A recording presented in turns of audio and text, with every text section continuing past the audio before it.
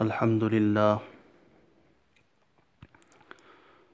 للہ وکفی وسلام علی عبادہ الذین اصطفی اما بعد۔ محترم سامعین، پردہ نشین خواتین، آج کا میرا عنوان ہے عید الفطر، عید کے مسائل اور عید کی جو سنتیں ہیں، اسی طرح امسال موجودہ صورتحال میں عید کی نماز ہم کیسے پڑھیں، کیسے ادا کریں، اور ہمارے لیے کیا حکم ہے اس سلسلے میں، اس پر میں انشاءاللہ کچھ ضروری مسائل آپ کی خدمت میں پیش کروں گا۔ حضرت انس رضی اللہ تعالیٰ عنہ سے روایت ہے، ابو داود شریف کی حدیث ہے، قدم النبی صلی اللہ علیہ وسلم المدینہ ولہم یومان یلعبون فیہما فقال ما هذان اليومان قالوا كنا نلعب فيهما في الجاهلية فقال رسول الله صلى الله عليه وسلم قد أبدلكم الله بهما خيرا منهما يوم الأضحى ويوم الفطر۔ حضور صلی اللہ علیہ وسلم ہجرت کر کے مدینہ منورہ تشریف لے گئے تو وہاں دیکھا کہ لوگ 2 دنوں کو تہوار کے طور پر مناتے ہیں، عید کے طور پر مناتے ہیں۔ آپ نے جب اہل مدینہ سے دریافت کیا کہ یہ 2 دن کیسے ہیں جن میں وہ کھیل کود میں مشغول رہتے ہیں اور خوشیاں مناتے ہیں، تو انصار نے جواب دیا کہ ہم لوگ زمانے قدیم سے ان دنوں میں خوشیاں مناتے ہیں اور عید مناتے ہیں۔ یہ سن کر حضور صلی اللہ علیہ وسلم نے فرمایا، اللہ تمہارے لیے ان 2 دنوں سے بہتر 2 دن مقرر فرمائے ہیں، ایک عید الفطر اور دوسرا عید الاضحیٰ۔ محترم سامعین، فرض نمازیں دن رات میں جمعہ کے دن 15 رکعتیں ہیں اور دوسرے دنوں میں 17 رکعت ہیں، اور جمعے کے دن بجائے 4 رکعت کے 2 رکعت ہیں، لہذا جمعے کے دن 15 رکعتیں ہوئیں، اور جمعے کے علاوہ ہر دن میں ہر مسلمان بالغ مرد عورتیں 17 رکعت پڑھتی ہیں۔ شریعت کی طرف سے 3 نمازیں واجب ہیں۔ وطر کی نماز ہر روز عشاء کے بعد پڑھی جاتی ہیں، اور عیدین کی سال بھر میں 2 رکعت، عید الاضحیٰ عید الفطر، یہ بھی واجب ہیں۔ اسی طرح جو نماز نذر کی جائے، منت مان لیں کہ میں فلاں کام پر 2 رکعت نماز پڑھوں گا، تو وہ بھی واجب ہے۔ اسی طرح ہر نفل شروع کرنے کے بعد واجب ہوتی ہے، یعنی اس کا مکمل کرنا ضروری ہے، فاسد ہو جانے میں اس کی قضا ضروری ہے۔ اب عیدین کی جو نمازیں ہیں اور جمعہ کی جو نماز ہے، تھوڑا سا فرق ہے۔ عیدین کا جو خطبہ ہے وہ نماز عید کے بعد پڑھا جاتا ہے، عید کی نماز کے بعد خطبہ عیدین کا پڑھا جاتا ہے، لیکن جمعہ کا خطبہ نماز سے پہلے پڑھا جاتا ہے، اور عیدین کا خطبہ فرض اور واجب نہیں بلکہ سنت ہے، جبکہ جمعہ کا خطبہ واجب ہے۔ اس کو ترک کرنے سے نماز جمعہ ادا نہیں ہوگی۔ جمعہ کے خطبے کو فقہا نے شرائط جمعہ میں شامل کیا ہے، برخلاف عیدین کے خطبے کے۔ اگر بالکل خطبہ عید کوئی نہ پڑھے، صرف نماز پڑھ لے، تو نماز عید صحیح ہو جائے گی، لیکن سنت کے ترک کرنے کا اسے گناہ ہوگا۔ آپ دیکھ لینا بحر الرائق میں۔ اس لیے کہ عید کے خطبے کی وہ شان نہیں ہے کہ اس کو شرط نماز یا 2 رکعت کے قائم مقام خطبہ جمعہ کی طرح بنا دیں۔ الغرض بزرگان محترم، عید کا دن قریب آنے والا ہے، اور لاک ڈاؤن کی پابندی میں کسی قسم کی نرمی کی کوئی شکل نہیں آ رہی ہے۔ اس لیے چند ضروری باتیں عید الفطر کے متعلق پیش خدمت ہے، اس سے ہم سب کو آسانی پیدا ہو جائے گی۔ حکومت کی طرف سے ایسی پابندیاں اور سختیاں جاری ہیں ان ایام میں، جن کی وجہ سے ایک امام کے پیچھے محلے کے 8 9 10 20 50 آدمی اکٹھا ہو کر نماز پڑھنا قانوناً مشکل ہے، اور ہمارا حال ایک محلے میں نماز پڑھنے والے سینکڑوں اور ہزاروں کی تعداد میں ہیں۔ ہزاروں میں سے امامت کرنے کی ہمت، جیسا کہ آپ کو معلوم ہے، 1 2 کو بھی مشکل سے ہوتی ہے۔ اس لیے اس سال کتب فقہ کی تصریحات کے مطابق عید کی نماز اپنے شرائط کے مطابق ادا کرنے والے کروڑوں مسلمانوں میں سے بہت ہی کم تعداد میں ہوں گے۔ لہذا جو لوگ 4 5 احباب بغیر روک ٹوک کے مسجد میں نماز جمعہ پڑھتے ہیں، وہ امسال عید کی نماز بھی قانون کے دائرے میں رہتے ہوئے مسجد کے اندر پڑھ لیں،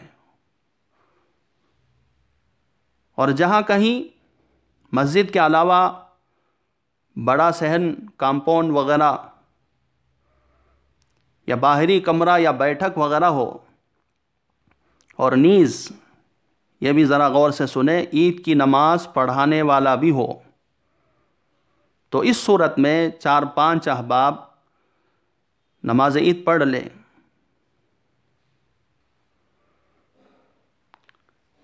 ایسے مقامات ہزاروں کی تعداد میں ہوں گے جہاں کے لوگوں کو عید کی نماز کے لیے کسی طرح کی سہولت میسر نہیں ہے، اور اپنے اپنے گھروں میں 1 1 2 3 مردوں کے دائرے میں ہوں گے، 2 3 افراد ہی ہوں گے گھر کے اندر، مرد حضرات۔ وہ کسی طرح سے عید کی نماز کی صحت کے لیے تعداد کو پوری نہیں کر سکے گی، اگرچہ ان میں نماز پڑھانے کی صلاحیت کیوں نہ ہو۔ تو ایسے لوگوں کے اوپر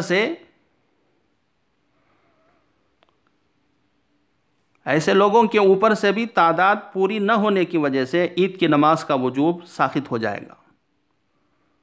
اس لیے کہ عید کی نماز صحیح ہونے کے لیے امام کے علاوہ کم سے کم 3 آدمی کا ہونا لازم ہے۔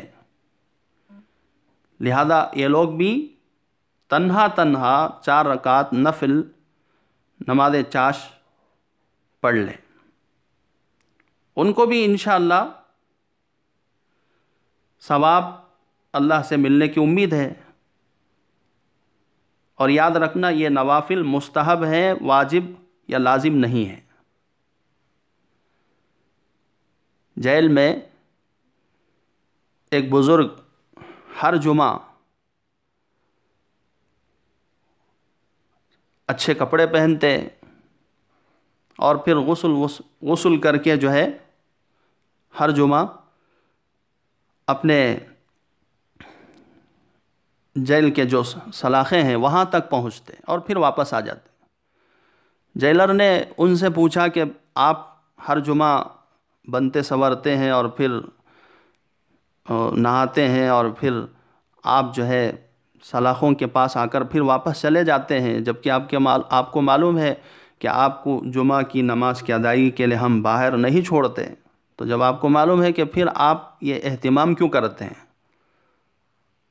تو انہوں نے کہا کہ میرے بس میں جتنی محنت اور کوشش سعی ہے اس کو تو میں نے کیا، میں غسل کر سکتا ہوں، پاک صاف کپڑے پہن سکتا ہوں، عطر لگا سکتا ہوں، جمعہ کی تیاری کر سکتا ہوں، اور میں سلاخوں تک گیا اس نیت سے کہ یا اللہ اگر یہ لوگ کھول دے، چھوڑ دے مجھے، تو میں نماز جمعہ پڑھنے کے لیے جاؤں گا، چونکہ میں مجبور ہوں، معذور ہوں، لہذا میری اس نیت کو قبول فرما لیں۔ تو بزرگان محترم، دیکھا آپ نے کہ بندے کی محنت اور کوشش اور اس کی نیت پر اللہ تبارک و تعالی اعمال کا اجر و ثواب عطا فرمائیں گے۔ ہر ایک کی خواہش ہے کہ بھائی عیدگاہ جائے، عید کی نماز پڑھے، مسجد جائے، نماز پڑھے، نیت تو سب کی ہے، لیکن حالات ویسے نہیں ہیں۔ ہمارے حالات تو یہ ہیں کہ ہم آہ بھی کرتے ہیں تو ہو جاتے ہیں بدنام، وہ قتل بھی کرتے ہیں تو چرچا نہیں ہوتا۔ صلح حدیبیہ کا واقعہ یاد کیجیے۔ سن 6 ہجری میں رسول پاک صلی اللہ علیہ وسلم عمرے کے ارادے سے 1400 صحابہ کے ہمراہ عمرہ کرنے کے ارادے سے اپنے وطن عزیز کی طرف سفر کیا، اور راستے میں مشرکین مکہ نے روک دیا اور کہا کہ امسال تم عمرہ نہیں کر سکتے، اگلے سال آ جانا۔ بہت سارے شرائط ایسے تھے، سارے شرائط کو رسول پاک صلی اللہ علیہ وسلم نے اس وقت مان لیا، قبول کر لیا۔ ہر صحابی کے اندر جذبہ ہے کہ ہم عمرہ کریں گے، طواف کریں گے، بیت اللہ کو دیکھیں گے، اپنے وطن عزیز میں جانا ہے۔ کیسے نیک ارادے تھے، کیسے نیک جذبے تھے۔ اور آپ صلی اللہ علیہ وسلم نے فرمایا کہ سب اپنا احرام اتار دو، قربانی کر دو، بال نکلوا دو اپنے سر کے، اور کوئی سن کر اس پر عمل کرنے والا نہیں، سب خاموش ہیں۔ حضرت ام سلمہ رضی اللہ تعالیٰ عنہا کے مشورے سے ان کی رائے پر رسول پاک صلی اللہ علیہ وسلم نے خود سب سے پہلے آپ صلی اللہ علیہ وسلم نے اپنی جانور کی قربانی کر دی، اور پھر جو ہے اپنے سر کے بال نکال دیے اور احرام اتار دیا۔ تو اس پر سارے صحابہ نے جو ہے عمل کیا اور اپنی اپنی قربانیوں کو پیش کر دیا، ذبح کر دیا، اور بال اتروا دیا اور احرام جو ہے نکال دیا۔ تو بظاہر کتنی شکست ہے اور صحابہ پر کیا گزری ہوگی، لیکن صلح حدیبیہ کی واپسی پر اللہ تعالیٰ نے فتح مبین کی خوشخبری دی۔ انا فتحنا لک فتحا مبینا، ہم عنقریب جو ہے آپ کے حق میں فتح مبین دینے والے ہیں۔ تو کیا فتح ہے وہ؟ صلح حدیبیہ کے ٹھیک 2 سال بعد رسول پاک صلی اللہ علیہ وسلم اپنے 10,000 صحابہ کے ساتھ جو ہے مکہ مکرمہ تشریف لے گئے۔ تو بظاہر تکلیف ہوئی، لیکن اپنی عبادت کے جذبوں کو بھی صحابہ نے قربان کیا۔ تو اس وقت ان حالات میں ہمیں بھی اپنے عبادات کے جذبوں کی قربانی دینی ہے کہ مسجد میں جانا ہر ایک مسلمان کی خواہش ہے، عیدگاہ جانا، عید کی نماز پڑھنا ہر ایک مسلمان کی خواہش ہے، لیکن مسائل کی بنیاد پر، حالات کی بنیاد پر ہم جا نہیں پا رہے ہیں، اور ہم جو پڑھ رہے ہیں عید کی نماز کے بدل میں شرائط عید نہ پائے جانے کی وجہ سے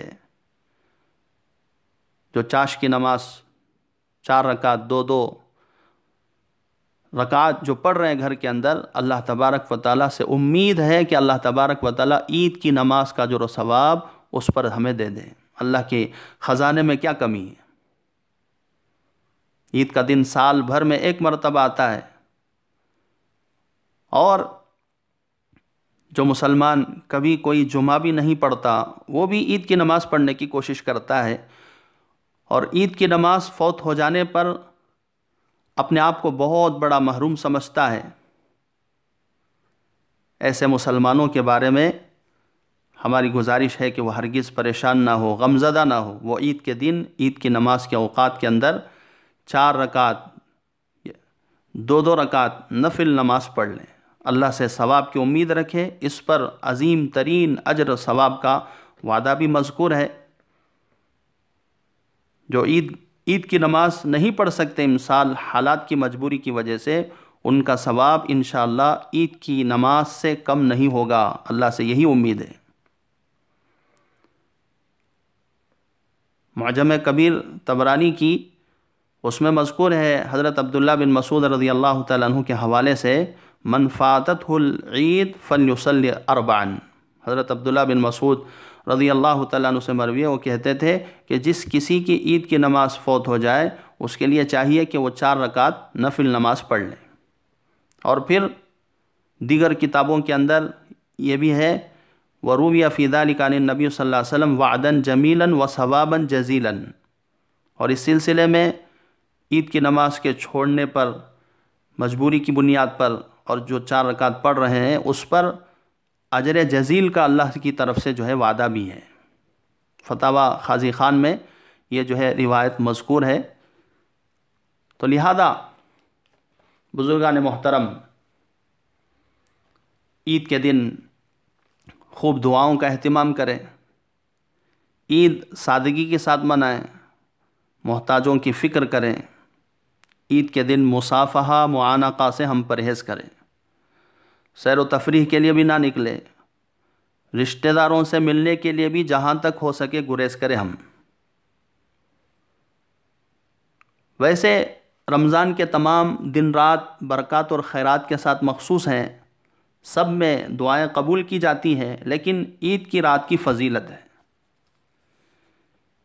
حضرت ابو امامہ رضی اللہ تعالیٰ عنہ سے مروی ہے، حضور صلی اللہ علیہ وسلم نے ارشاد فرمایا، عید کی رات کی عبادت کے متعلق، من قام لیلۃ العیدین محتسبا للہ لم یمت قلبہ یوم تموت القلوب۔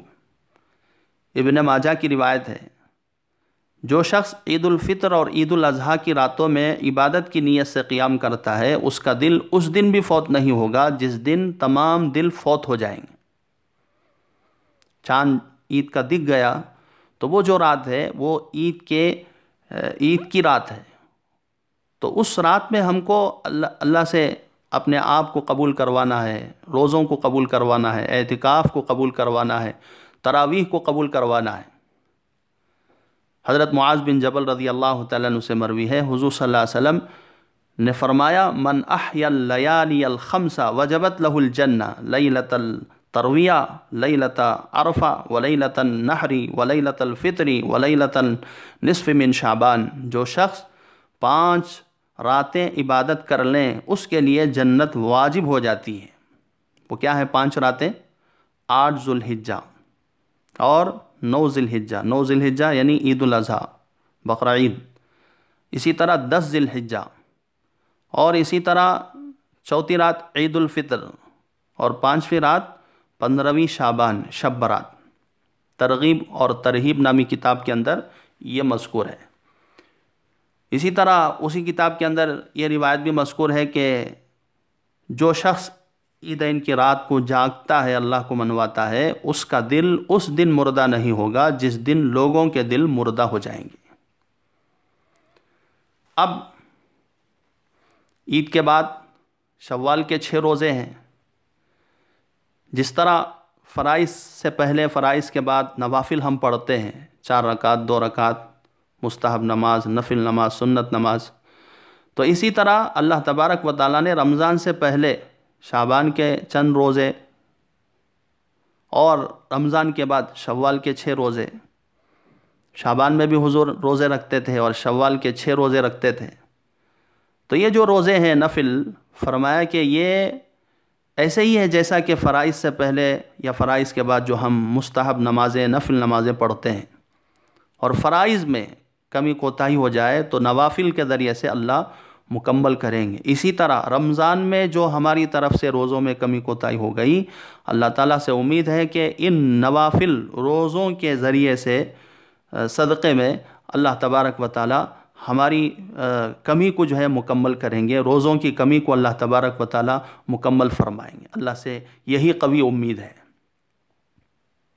اس لیے شوال کے 6 روزے یہ مستحب ہیں، احادیث میں اس کی فضیلت وارد ہوئی ہے۔ رسول پاک صلی اللہ علیہ وسلم نے صحیح حدیث مستند کتابوں میں موجود ہے، عن ابی ایوب رضی اللہ تعالی عنہ عن رسول اللہ صلی اللہ علیہ وسلم قال من صام رمضان ثم اتبعه 6 من شوال فذاک صیام الدہر۔ مسلم کی روایت ہے، رسول پاک صلی اللہ علیہ وسلم نے ارشاد فرمایا جس نے رمضان کے روزے رکھے اور پھر شوال کے 6 روزے رکھے تو یہ ہمیشہ پورے سال کے روزے شمار ہوں گے۔ شوال کے 6 روزوں کی وجہ سے اور رمضان کے جو روزے ہم نے رکھا اور پھر شوال کے 6 روزے رکھا، اس کی برکت سے اللہ تعالیٰ پورے سال روزے رکھنے کا اجر ثواب اللہ ہمیں عطا فرمائیں گے۔ اور اس کی وجہ بھی علماء نے بتایا ہے، قرآن کریم کے وعدے کے مطابق ہر نیکی کا بدلہ کم از کم 10 گنا ملتا ہے۔ ایک نیکی کرو 10 گنا ثواب ملتا ہے۔ اب رمضان کے 1 ماہ کے روزے کے اعتبار سے اب حساب ڈال لیں آپ، تو گویا 10 ماہ روزے رکھنے کا اجر و ثواب اللہ نے آپ کے نام عمل میں رکھا۔ اور شوال کے جو 6 روزے ہیں، شوال کے جو 6 روزے ہیں تو وہ 2 مہینوں کے روزوں کے برابر ہیں، 2 ماہ کے مساوی ہیں وہ۔ تو اب ادھر 10 ماہ اور پھر ادھر 2 ماہ، تو کل 12 ماہ ہوئے۔ تو اس طرح رمضان کے روزوں کی وجہ سے اور پھر شوال کے 6 روزوں کی وجہ سے اللہ تبارک و تعالیٰ گویا پورے سال روزہ رکھنے کا اجر و ثواب اللہ ہمیں عطا فرمائیں گے۔ تو لہذا آپ تمام حضرات سے گزارش ہے کہ ہم عید الفطر سادگی سے منائیں، کوئی شاپنگ واپنگ نہ کریں، اور اللہ سے خوب دعائیں کریں اور اللہ سے گڑ گڑائیں، استغفار کریں۔ 2 چیزیں کریں، شکر کریں کہ اللہ نے ہم سے روزے رکھوائیں، تراویح پڑھوائیں، اور دوسرا استغفار کریں، عمل کی کمی کوتاہی پر استغفار کریں، تو پھر عمل اللہ کے ہاں مقبول ہوتے ہیں۔ بس دعا فرمائے اللہ تعالیٰ ہم تمام کے اندر تقوی پیدا فرمائے، اخلاص نصیب فرمائے۔ وآخر دعوانا الحمد للہ رب العالمین۔